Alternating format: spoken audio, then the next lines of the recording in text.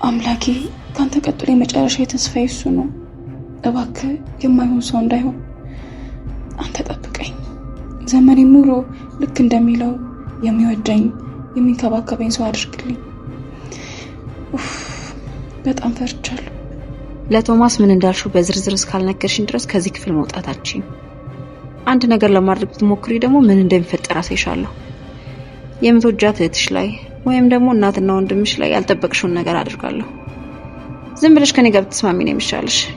ይሄ የመጨረሻ እድልሽ ነው። እኔ እስክመለስ ድረስ የምታስቢበት ሰፊ ጊዜ ሰጥቻለሁ። ተጠቀሚበት። ስመለስ ውሳኔሽን ታሳውቂኛለሽ። ያቺ የተረገመች በሩን ዘግታብኛለች። ስትመለስ ምን እንደምታደርገኝ ሳስበው በጣም ነው የፈራሁት። በጣም እንዴ ለምንድን ነው በሩን የዘጋችብሽ? ቆይ እንዴት እንደዛ ታደርጋለች? ለጋሽ ምን እንዳልኩት ማወቅ ትፈልጋለች። ወይኔ ፈጣሪ ምን ባረግ ነው የሚሻል? በቃ ትገለኛለች። ባትገለኝ እንኳን የሆነ ነገር ታደርገኛለች። እሺ በቃ ምንም አትሆኝም። ጫፍሽን አትነካሽም። እሺ አንቺ ብቻ ታረጋጊ። እንዴት ተረጋጋለሁ? አንተ እኮ ስለማታውቃት ነው። ቆይ እኔ በነገርኩህ ነገር እንኳን ምን ያህል ሰይጣን እንደሆነች አልተረዳህም። ተረድቻለሁ። ምንም አታረግሽም። በእኔ እርግጠኛ ሁኚ። ልንገናኝ የነበረው እኔን ለማወቅ ብለሽ አይደል? አዎ። አሁን ደግሞ በር ስለተቆለፈብሽ መውጣት አልቻልሽም። ለምንድን ነው የነገርኩህን ነገር ደግመህ ለኔ የምትነግረኝ እንዴ? ይኸውልሽ ምንም ቢፈጠር ከጎን ትሆኛለሽ። ይሄን ብቻ ቃል ግቢልኝ። እኔ የምትለው ነገር ምንም አልገባኝም መሲ። እኔ የምወድሽ ከልቤ ነው። በምንም አይነት ሁኔታ ውስጥ ብትሆኚ አንቺ ማጣት አልፈልግም። በሐሳቤ ከተስማማሽ ይቺኔ ሄለን የተባለች ሴት አሸንፈን ከፊት ለፊቷ ትቆሚያለሽ። እኔ ምንም እየገባኝ አይደለም። እባክህን ግራ አታጋባኝ። እሺ ቃል ግቢልኝ።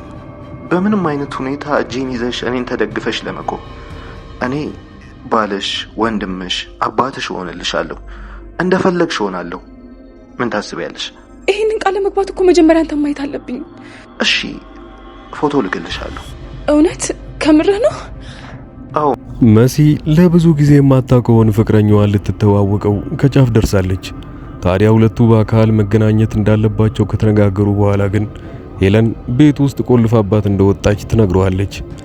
ያ ግን በፎቶ እንኳን የማታውቀው ፍቅረኛዋ ስለ ሄለን መጥፎ ነገር ስለሚያውቀው ነገር ሁሉ ሲነግራትና አንድ ቀን ከሄለን ፊት ቆመሽ እንደምታሸንፊያት ብሎ ይሄን ሁሉ ሲያስረዳት መሲ እየፈራች የመጣችው ይህ ማላውቀው ፍቅረኛዬ ከቤተሰቡ መሃል አንዱ ነው ማለት ነው ብላ እየጠረጠረች መጣች።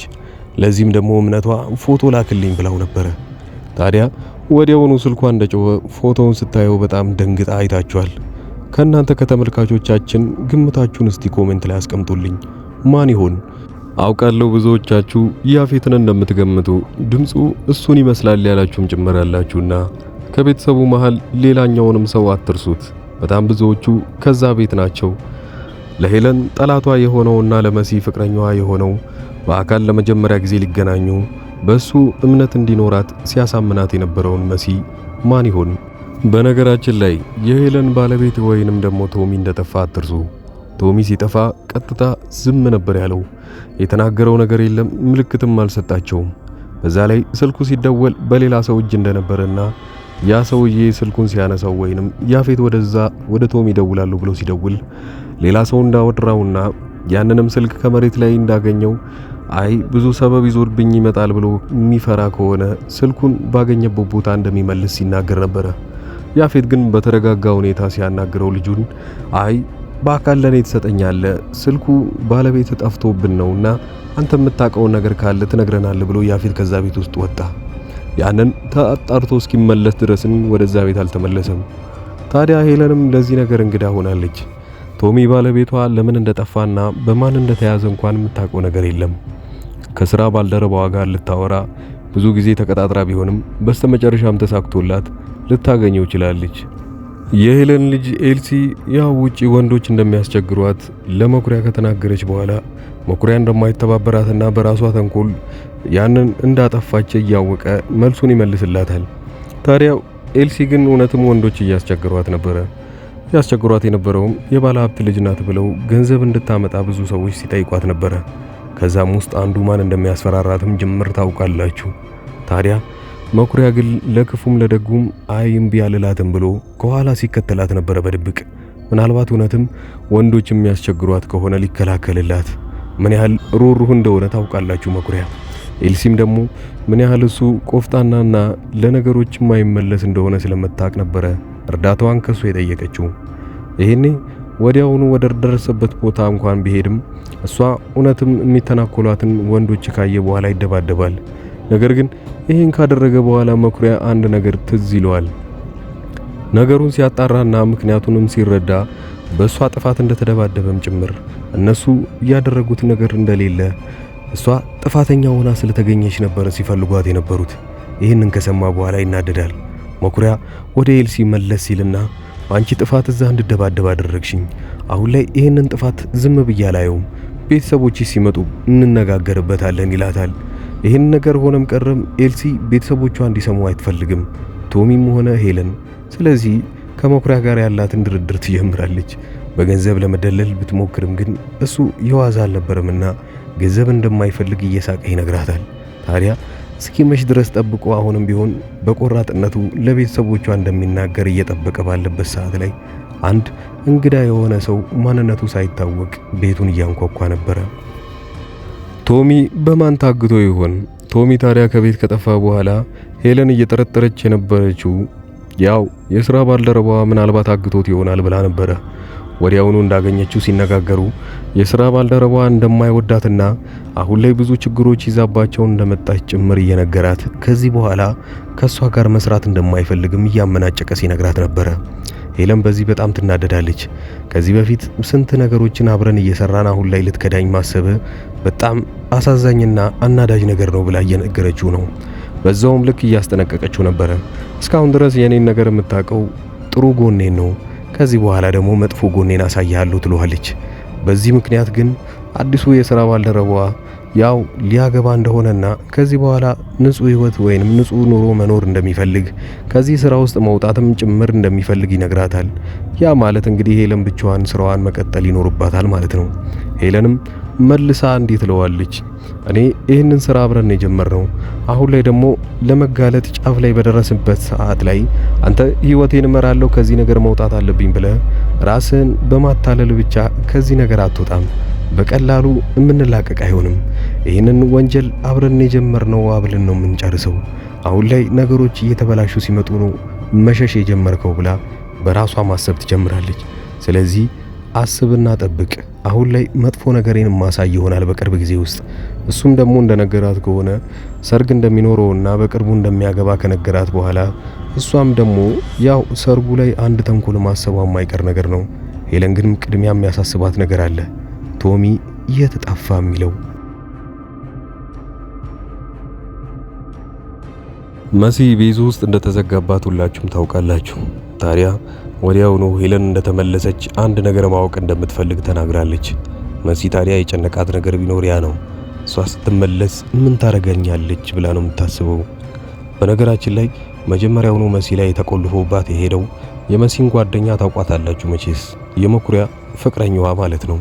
እሱ ባይቀበላትም እሷ በጣም የምትወደው ይሄኔ እሷ ከሄለን ጋር ያላትን ዝምድና አሁንም ጠበቅ ለማድረግ ስትል ምንም አይነት ምስጢር ሳትነግራት ግን አውቃ ከሷ ጎን እንደሆነች ለማስመሰል ብቻ አንድ ነገር ልትነግረኝ ፈልጋ ነበረ። ነገር ግን ሳትነግረኝ ነበር የተወችው።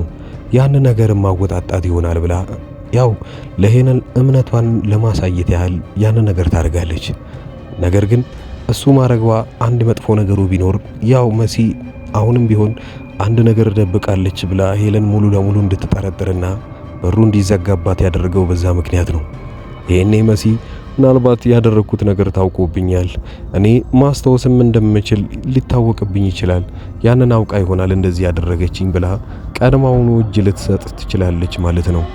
እጅ ልትሰጥ ትችላለች ማለት እውነታውን እንደመጣች ልትነግራት ይሆናል። ቀጣዩ ክፍል እንደተለቀቀ ማለትም ክፍል 22 እንደተለቀቀ ወዲያውኑ በኮሚኒቲ ፖስት ለእናንተ ምንለቅላችሁ ይሆናል። ታዲያ ከዚህ በፊት እዚህ ድራማ ላይ በሰጣችሁት አስተያየት መሰረት ደቂቃ የተወሰነም ቢሆን ተጨምሯል። አሁን ላይ 30 ደቂቃ የሆነበት ምክንያት ተመልካቾችም ትንሽ በዛ ስላሉ ነው። ነገር ግን ተመልካቾች ከ200 ሺህ እና ከ300 ሺህ በላይ ሲሆኑ እንደ በፊቱ 40 ደቂቃና ከዛ በላይ የሚሰራ ይሆናል። በቅርቡ በዚህ ሁኔታ ላይ የሚስተካከል ይሆናል። በድራማው ላይ እንዲገቡ የምትፈልጓቸው ሌሎች አክተሮች ካሉም አሁን ላይ ኦዲሽን እየወሰዱ ስለሆነም አንዴ መግባት ባለባቸው ሰዓት ላይ ወይንም ክፍል ላይ የሚገቡ ይሆናል። በመሃልም እንደተነገራችሁ ለተወሰነ ሳምንታት ተቋርጦ የነበረው እንግዳ ድራማ የቀጠለ ነው። ታዲያ ሳምንታዊ እረፍት ተሰጥቷቸው የነበረ ቢሆንም ለድራማው አሁን ላይ ሙሉ ቀደም ብሎ የተሰሩ ከ10 ክፍል በላይ ስላሉን ከዚህ በኋላ ያለ መቆራረጥ የምታዩት ይሆናል።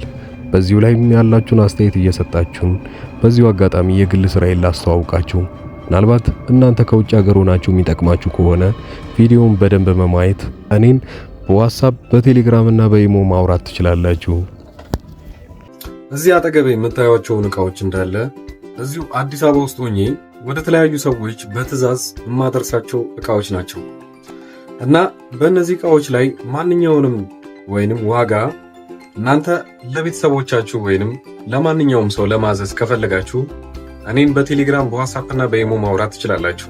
እንደምታዩቸው የተለያዩ ስልኮችና የዋይፋይ እቃዎች፣ ታብሌቶች ለልጅ የሚሆኑ እነዚህ የተለያዩ ቦታ አገር ሆናችሁ እናንተ እያዘዛችሁ እዚህ ለቤተሰቦቻችሁ መላክ እችላለሁ።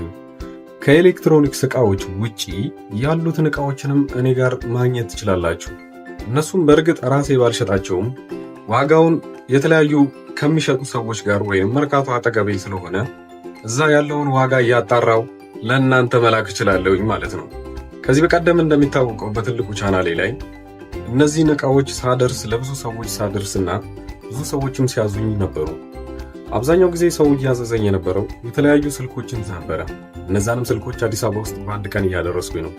ከአዲስ አበባ ውጪ ለሚገኙ ሰዎች ግን 2 እና 3 ሰዎች አንድ ላይ ወደዛ አካባቢ አቅጣጫ ሲያዙ ወዲያውኑ አደርስ ነበረ። ይህም የአንድ ሳምንት ጊዜ ብቻ ነው የሚወስደው። ይሄ ስራ አብዛኛውን ጊዜ እናንተን የሚያስፈራችሁ ታማኝነት ምን ያህል ነው የሚለው ነገር ነው። ያንን ደግሞ ማረጋገጥላችሁ ከዚህ ቀደም የላኩላቸው ሰዎች አብዛኛው በኢሞ እየመጡ የነበሩትን ልጆች ማንኛቸውንም እነሱን ማናገር ትችላላችሁ። እንደዛውም ደግሞ አንዳንዶቹ ለእምነት ብለው አንዴ ትንሽ ዕቃ ያዙና ያንን እንዳደረስኩላቸው ሲያውቁ በዚህ መልኩ ሌላዎችንም ዕቃዎች ማዘዝ ይችላሉ። የአበሻ ቀሚስ እና የተለያዩ ልብሶችም አሁን ትምህርት ሊጀምር አካባቢ የነበረ ጊዜ ደግሞ ቦርሳና ደብተሮች ብዙ ሰው አዘውኛል። ከልብ አመሰግናለሁ። ሌላው በዚሁ አጋጣሚ እናንተም የምትፈልጉት ዕቃ ካለና እንዳደርስላችሁ መልእክት ሊሆን ይችላል። ማንኛውንም ዕቃ የቤት ዕቃ ሊሆን ይችላል፣ ልብሶች እና የተለያዩ ፈርኒቸር ዕቃዎችም እንደዚሁ እያደረስኩ እገኛለሁ። ዋጋ ብቻ ማወቅም ከፈለጋችሁ እኔን ማናገር ትችላላችሁ። ለማንኛውም እስኪ ዋይፋዎቹን ላከልኝና ልባጣቸውን የምፈልገው ማለት ነው። አመሰግናለሁ። በጣም አሪፍ ነው። እገዛለሁ፣ ግን አሁን ሳይሆን ወደፊት የልጄ ልደት እየደረሰ ስለሆነ እንደ ስጦታ ታደርስልኛለህ። እዛው አዲስ አበባ ወደ ለገሃር አካባቢ ናቸው እና እዛ ታደርስልኛለህ። ደውዬ እነግርሃለሁ ሁሉ። አሁን ገባኝ። እና ዋይፋው ስንት ብር ነው? እና የዋይፋው ዋጋው ስንት ብር ነው? ልትነግረኝ ትችላለህ? ይሄኛው ስንት ነው? እና ስንት ጂቢ ነው? እንዴት ነው? ሁሉ ሰላም አለኝ። ደህና ነኝ። አተሊና ቆይታ እንደተመጣጣኝ ሁሉ ሰላም። ኧረ ችግር የለም። ቀሪውን ያኔ በ30 ሁሉንም አስገባልሃለሁ። ያንተንም የእሷንም የሁሉንም ባንዴ አስገባዋለሁ። ችግር የለውም። ያኔ አንተ የምትሰጣት ከሆነ ትጀምረዋለች።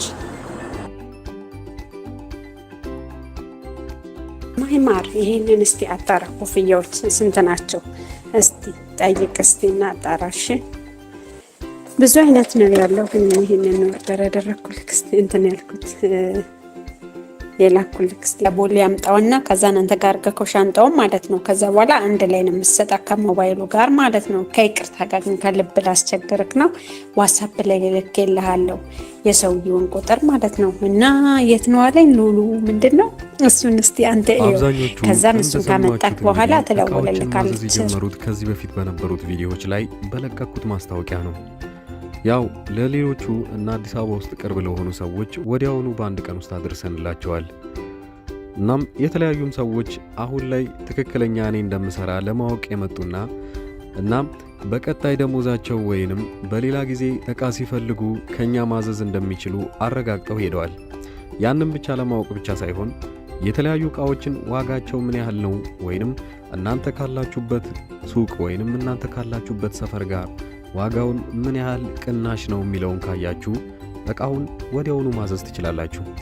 በክፍለ ሀገር ያላችሁና የተለያየ ቦታ ለምትኖሩ ለምሳሌ ወደ ወላይታ አካባቢ ብዙ ሰዎች እቃ እንዳዘዛችሁኝና አንድ ላይ ልልክላችሁ አንድ ሳምንት ጊዜ ጠይቄያችሁ ነበረ።